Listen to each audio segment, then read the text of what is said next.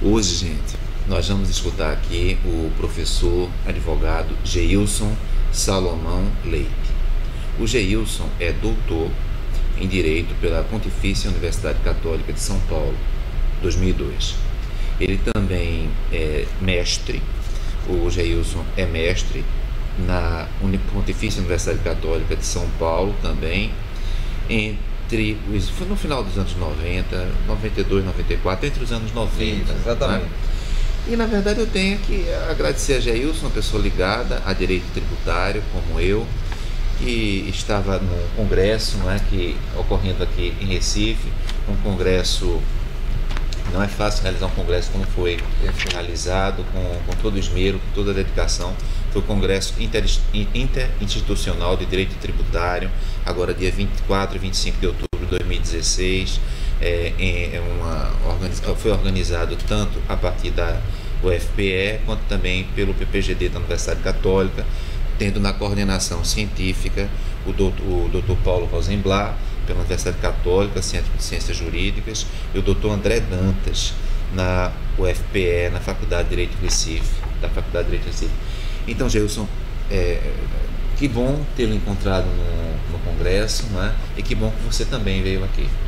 Ô, Hélio, para mim é um motivo de muita satisfação vir aqui, ter a oportunidade de conversar amigavelmente com você, circunstância que também nos permite saber quais são as pesquisas acadêmicas que você, através desse grupo, tem se debruçado, discutir e debater os principais problemas tributários que tanto envolvem a cidadania brasileira.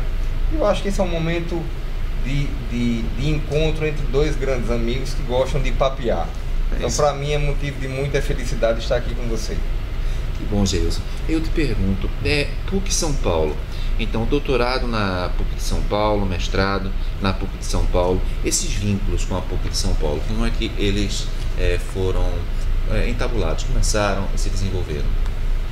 Hélio, na verdade eu queria voltar um pouquinho mais atrás para dizer o seguinte: a minha carreira acadêmica, a minha carreira profissional e a minha vida pessoal sempre esteve ligado a dois grandes estados, a dois grandes mundos. Eu sou paraibano de nascimento, mas eu sou pernambucano por adoção. Por isso que eu me considero uma espécie de paraibucano. Eu tive a oportunidade de fazer a minha graduação aqui em Recife. Eu sou filho da Universidade Católica de Pernambuco. Tive o prazer e a honra de estudar com vários professores, a exemplo da professora Miriam de Sá Pereira, do professor Jales, do professor Francisco Rodrigues, do professor Vigílio Augusto Sá Pereira. Em seguida, eu fui para São Paulo, já no segundo momento da minha vida, para estudar ou para ter início aos meus estudos de pós-graduação. E lá eu estudei tanto o mestrado, que eu concluí pelos idos de 94, 95, e em seguida, imediatamente, eu me matriculei e concluí meu doutorado em 2000. Aquela casa foi uma casa muito importante para mim, porque eu fui, além de ser bem acolhido, eu tive condições e a oportunidade de conhecer a obra e o pensamento jurídico, e muitas vezes de ter um convívio pessoal com vários professores, com vários operadores do direito que atuam na área tributária. E aqui eu me refiro, portanto, ao professor Geraldo Taliba. Eu tive a grata satisfação de ser seu aluno, o professor Paulo de Barros Carvalho, e além de seguir suas lições, eu fui seu orientando, tanto no mestrado quanto no doutorado. E em relação ao professor Paulo de Barros, eu tenho uma gratidão eterna pelo fato dele ter conduzido meus estudos e ter me dado a mão em várias oportunidades. Um outro professor que me marcou muito, que era professor convidado da PUC de São Paulo, é exatamente o professor Souto Maior Borges, que pelas vinculações pessoais e profissionais com a PUC, estava presente permanentemente lá em São Paulo. E o professor Souto é aquela figura humana que todos conhecem, um homem largo, um homem digno, uma pessoa que legou ao pensamento jurídico brasileiro grandes e importantes lições. E em muito boa hora o professor Paulo Rosenblatt e o professor André tiveram a felicidade de conceber esse evento que nós participamos ao longo da semana para homenagear o pensamento jurídico de José Souto Manuel Borges. Então lá em São Paulo, somente para nós concluirmos, era uma espécie de abrigo, de ambiente em que nós tínhamos a mais ampla liberdade de estudar, de discutir, de pesquisar, sempre em torno das questões de direito tributário, das questões de direito público. Portanto, a minha vida em São Paulo foi uma vida acadêmica maravilhosa e fazendo exatamente esse percurso, essa caminhada entre a Paraíba e Pernambuco no primeiro momento, São Paulo também foi outro rincão que me acolheu muito bem. Vou falar um pouquinho sobre isso antes de tratar do que você escreveu no mestrado e também no doutorado. A questão dos debates jurídicos. Às vezes os debates jurídicos, né, até porque é natural que seja assim, as pessoas estão pensando e pessoas que pensam não necessariamente concordam, não é? Esses debates jurídicos ficam muito aguçados, ficam muito agudos e nem sempre esse estágio de aguçamento promove paz.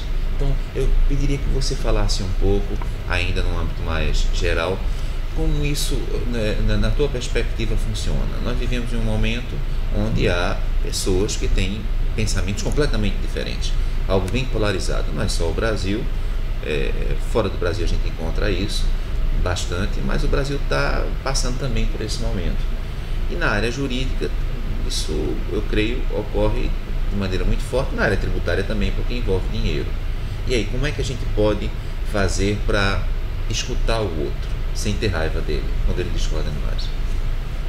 Professor Hélio, eu costumo dizer aos meus alunos que o ambiente acadêmico é um ambiente propício para o debate. Não há em nenhum outro lugar algo que seja tão consentâneo com a ideia de contraditório, com a ideia de debate, de tese, antítese, porque a ciência ela só progride com desafios, com teorias que são lançadas, que são refutadas dentro daquela ideia de Karl Popper, mas todo debate, seja acadêmico, seja pessoal, seja político, ele deve ser feito dentro de um clima de urbanidade.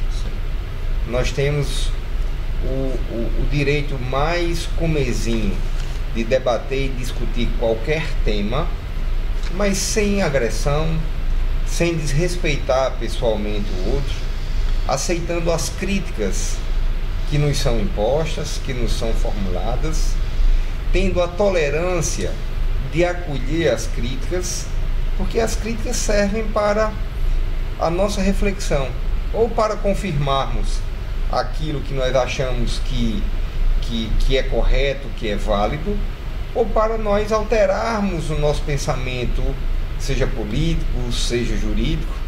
Mas de todo modo, qualquer discussão ela deve ser permeada pela urbanidade, pela boa educação, pela lhaneza que as pessoas devem dispensar umas às outras.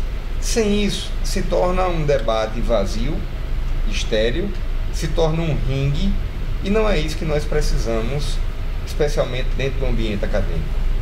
Karl Popper, numa das últimas entrevistas que deu, portanto já um homem idoso, foi provocado.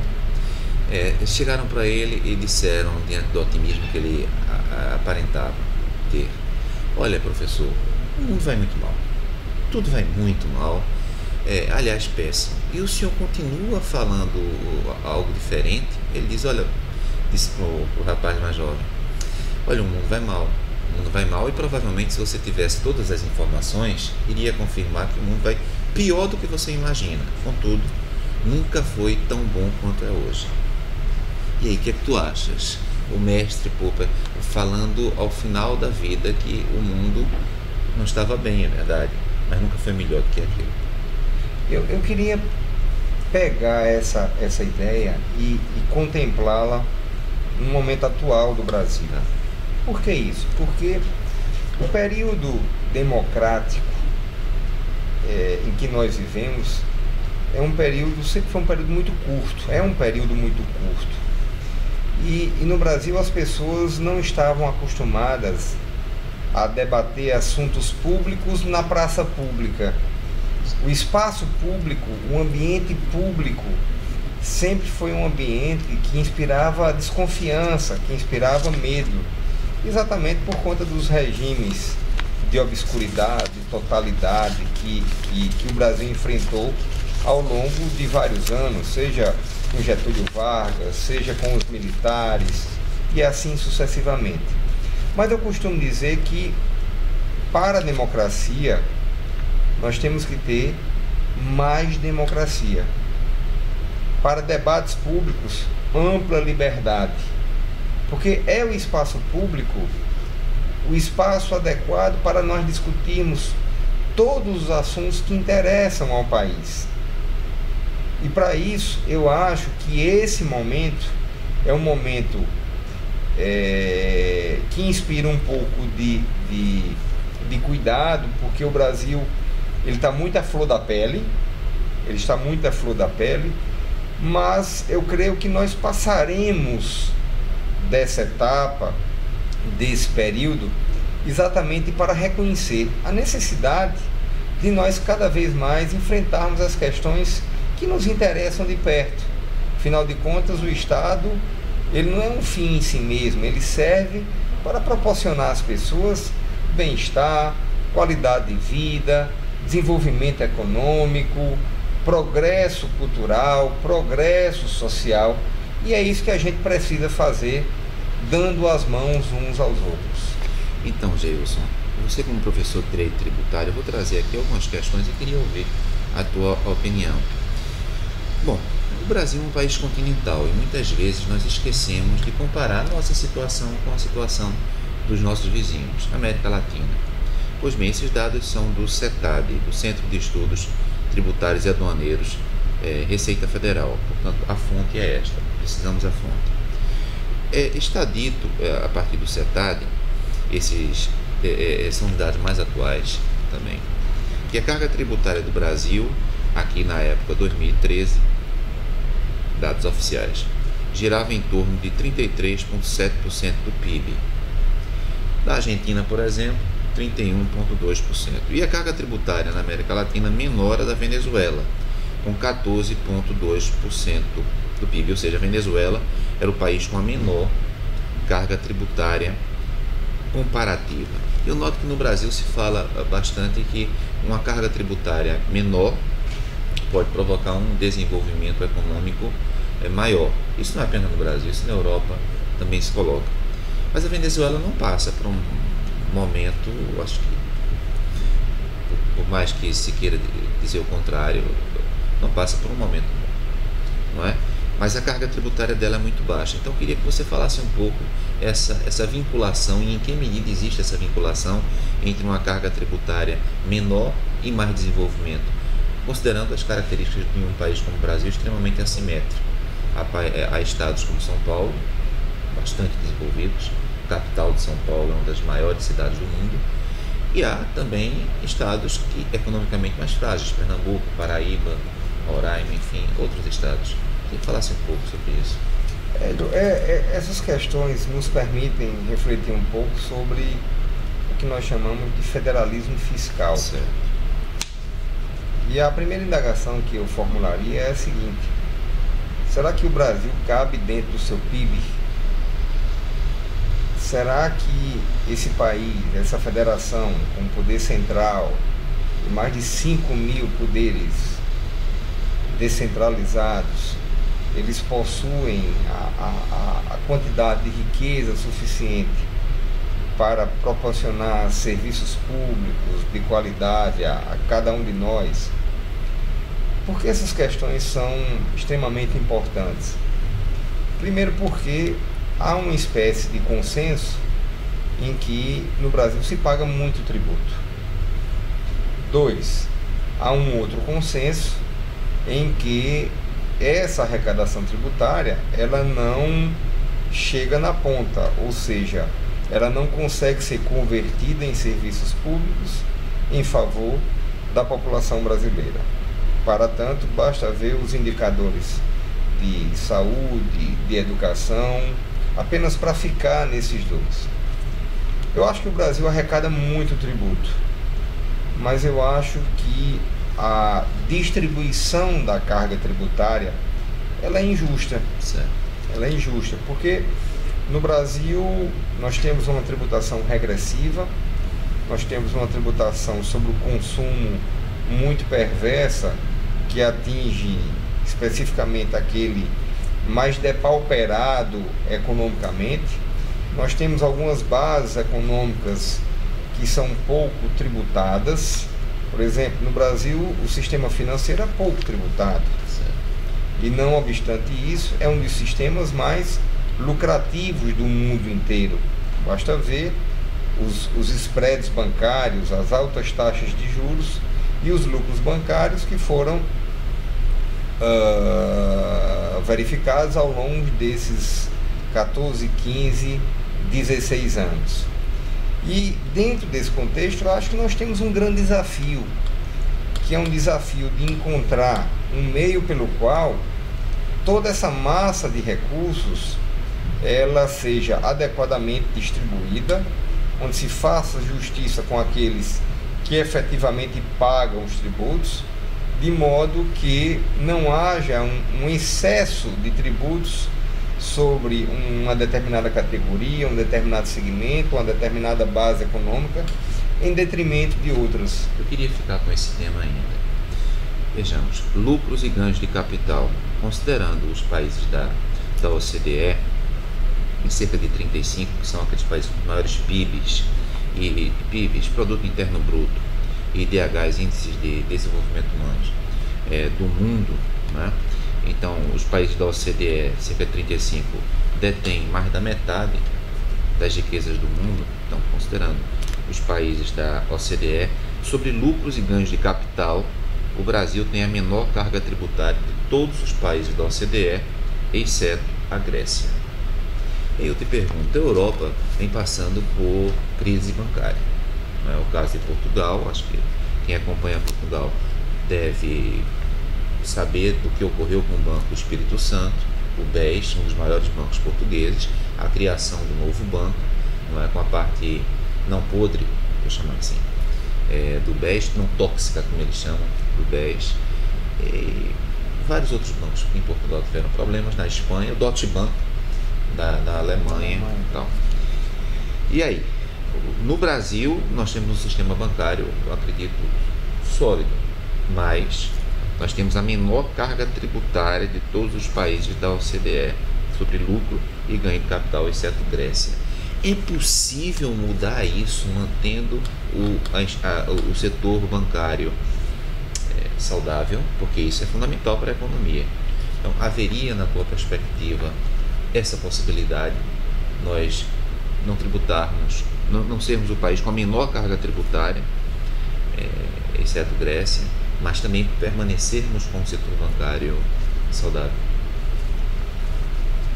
Professor Hélio, eu vejo as questões tributárias umbilicalmente vinculadas às questões políticas. Tá. Porque toda a atividade tributária que o governo desenvolve, ela sempre reclama a participação do parlamento brasileiro. Você verifica, por exemplo, que estamos discutindo uma reforma previdenciária. Nós estamos buscando formas de financiar o nosso sistema de seguridade social público, de modo que haja um equilíbrio entre a base e o tetozinho ali, o vértice da pirâmide. E todas essas questões que envolvem a aprovação dessas matérias, no caso, tem que passar pelo Congresso Nacional. Muito bem. E nós vivemos uma crise de representação política sem precedentes. O nosso modelo político está falido, ele se esgotou. E para nós aprovarmos pacotes, nós aprovarmos medidas, ajustes, planejamentos tributários, nós precisamos do apoio do parlamento. E eu quero crer que não se aprova nada substantivo nesse país com o parlamento que nós temos. Porque o parlamento, tirando algumas exceções ou fazendo ressalva para um ou para outro, nós temos um parlamento muito ruim. E, por exemplo, em relação ao sistema bancário, ao sistema financeiro, nenhum governo no Brasil tem força política capaz de adotar medidas de redistribuição da carga tributária ou de aumento da carga tributária que envolva esse segmento econômico nesse momento atual. Nesse momento atual. O que nós precisamos é o de resolvermos ou de implantarmos um novo modelo político no país, de modo que a representação política no país seja aquela que reflita verdadeiramente o que o cidadão deseja. Segundo, nós temos que pensar as questões sobre finanças públicas, sobre tributação, não dentro da periodicidade dos mandatos, de um mandato de A ou de B, do PT, do PSDB, porque, repare bem, nós, em pleno século XXI, nós estamos ainda ideologizando as questões que envolvem equilíbrio fiscal. Isso para mim é uma coisa completamente desarrazoada, porque o equilíbrio econômico, financeiro, ele está presente na casa de toda a família, ele está presente no meio de qualquer empresa privada. Me permite provocar um pouco? Desculpe, claro. Só para concluir. E no setor público, parece que isso é um valor que ainda não foi incorporado ao ambiente público, como se fosse uma coisa de outro mundo. Como se fosse uma coisa em que o setor público ficasse impedido de gastar apenas aquilo que arrecada. Essa é a primeira lição de casa. E isso independe de qualquer ideologia, independe de qualquer programa de governo titularizado ou pertencente ao governo A, B ou C. Porque, afinal de contas, qualquer desequilíbrio econômico financeiro que o Brasil passa, quem vai pagar somos nós. Poderia te provocar um pouquinho dentro dessa linha. O nosso grupo é exatamente política e tributação. Aí começou há um pouco mais de 10 anos. Aí diziam, mas Hélio, o que tem a ver política com tributação? Você não está juntando coisas muito diversas? Me parece claro que não. Então, a partir de que esse grupo veio a se constituir, juntou ao CNPq em 2004, eu e vários outros membros do grupo começamos a prestar mais atenção nas discussões pelo mundo a respeito do tema. Eu queria te colocar uma discussão atual em Portugal, não é? E queria depois que você me desse a opinião a respeito. É muito comum no Brasil se dizer que não existe mais direita ou esquerda.